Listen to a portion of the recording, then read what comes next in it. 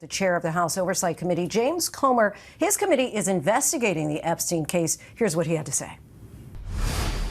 I know you had a chance to speak with some of the survivors in person. What did they have a chance to tell you?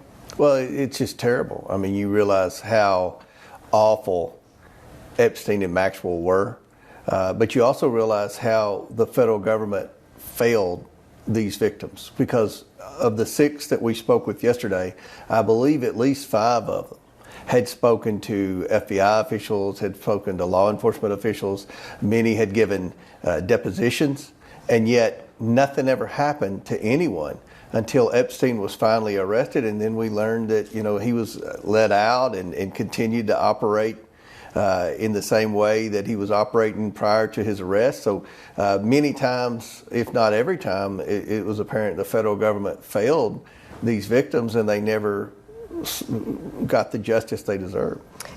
In response to President Trump initially calling this a Democratic hoax, today some of the survivors who did speak out said, this is not a hoax, this is not about politics, we deserve to be treated and humanized.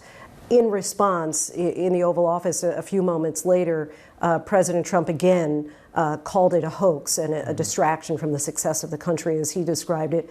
Where do you land on this? Is this a hoax?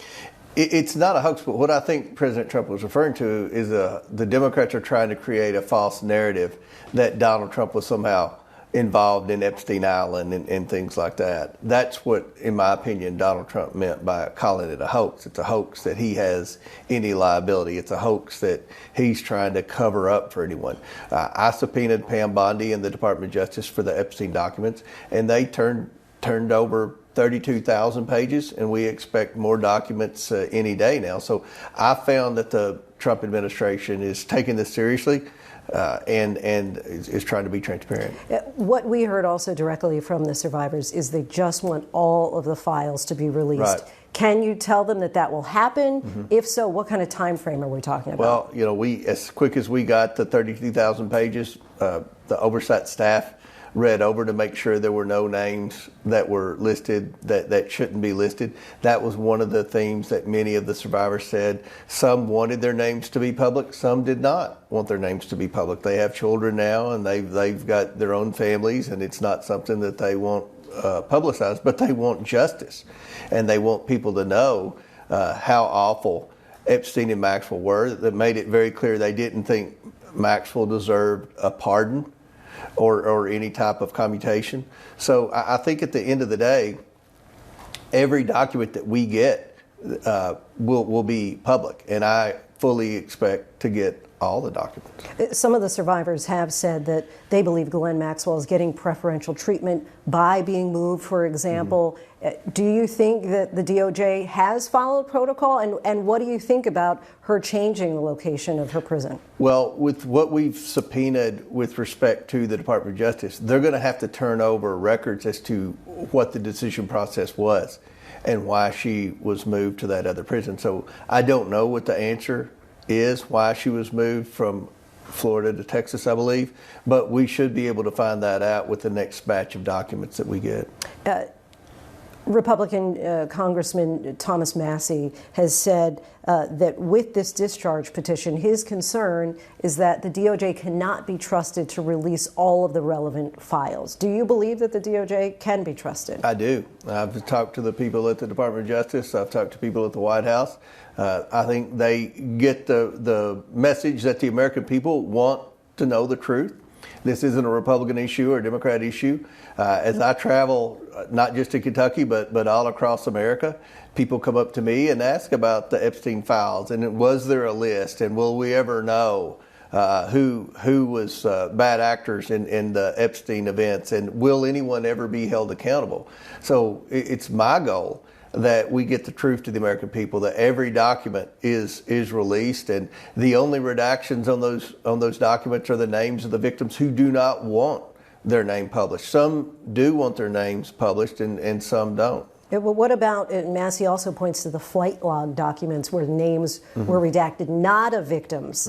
Your response to that, do you feel that anyone who was traveling with Jeffrey Epstein should have their name redacted? No, I think if you were traveling with Epstein, you should that should be made public, and you'll have an opportunity. Just because you traveled with Epstein doesn't mean you're guilty of anything.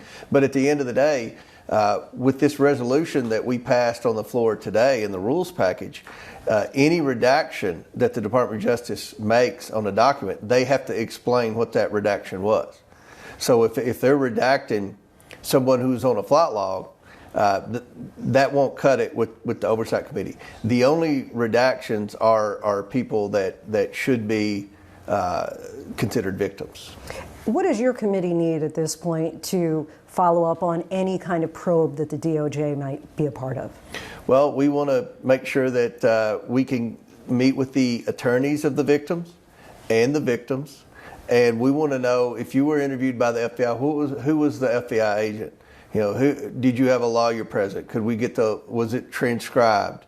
We want to know all the information, because if what they were saying was true, and I have every reason to believe that what they was saying was true, then they've reported these crimes and nothing ever happened. Now, it's been my experience, if nothing ever happened, it's usually because of some type of external influence that usually revolves around power or things like that. But it's also important to note, this dates back to 1996. So this dates back to 6 presidential administrations where justice hasn't been served until Epstein was finally arrested, and then Maxwell was finally arrested. As you may have heard today, the survivors said that if the DOJ does not release a list of names of the client list, so to speak, that they may have their own list that they release. If they do, and the DOJ does not release a list, would your committee go ahead and investigate those names on the list that the survivors provide? Yes, absolutely. And I encourage the survivors to make a list. I encourage them to make that list public. We want to know who was involved in this. And again, it appears that from what research I've done, a lot of people in Palm Beach knew Epstein, that Maxwell had social circles that included, people like the Clintons. The Epstein circle included people like the Trumps. But that doesn't mean they were involved in their crimes, nor does it mean that they had any knowledge of their crimes. I know President Trump said that he kicked Epstein out of his property or club. I don't know if it was Mar-a-Lago or what. But, I think that when the president talks about a hoax, what he's talking about is you've got a lot of Democrats that are running on MSNBC and other liberal networks trying to imply that Donald Trump was involved, that he's covering up either because of his behavior in the past or because of some of his buddies' behavior. And that's not what I have found. I found that this administration wants to get this off the table. I think the president's tired of having to talk about it at press conferences. But I do think the president's concerned that they don't, out people that may have had an association with either Epstein or Maxwell, but did nothing wrong, or out victims who don't want their names released to the public. Lastly, the survivors have said they have done their jobs. Now it's time for Congress to do its job. What do you see as the job of Congress as it pertains to Epstein? Our job, my job as chairman of the Oversight Committee, my job as a member of this committee is to get answers for the American people. The American people want to know who all was involved in Epstein Island. The American people want to know, did the government know? Was the government spying on some of these influential people? The American people want to know, did the government cover up for criminal behavior? Was it just Epstein and Maxwell? And according to the survivors that we spoke with yesterday, there were more people involved. There were accountants, there were bodyguards, there were drivers. And these are the names that we're going to get from their attorneys, and we're going to use our investigators on the Oversight Committee to seek these individuals out and try to get the truth. But I want to know the truth myself. My family and friends want to know. Everyone that I've spoken with wants to know. And we've been tasked with this by Congress. We passed a resolution on the floor today that solidifies, codifies our investigation.